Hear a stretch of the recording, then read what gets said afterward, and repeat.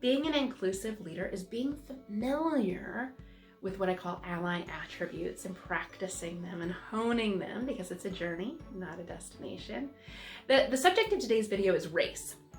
As a white woman that identifies as cisgender, I realize I have a lot of privilege, and primarily from a race perspective, I've really begun to unpack that privilege, as I would recommend you do as an ally.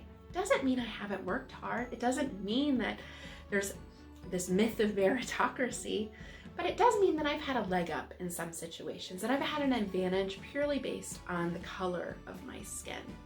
And this is what I recommend for you to do, is to get comfortable being uncomfortable. This is a very candid topic, one that people of color are generally talking about, but people that do not identify as people of color often do not. There's a term called white fragility that describes this discomfort or almost dismissal that racism still happens today. And where I get comfortable with it is we're always playing a role in a system. All of us are participating in a system that keeps certain people up and certain people down. And all you have to do is look at CEOs of companies, board positions of companies, who holds the most wealth in the world, and it becomes crystal clear that those tend to be people that are white, in fact, mostly male. The list goes on.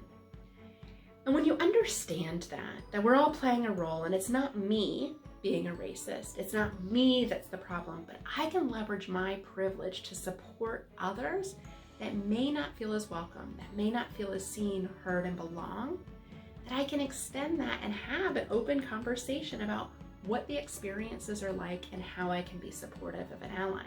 Because that's what an ally does.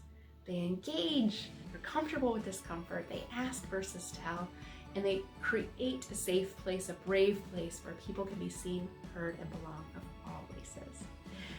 Learn more about all 12 key attributes at leadlikeanally.com.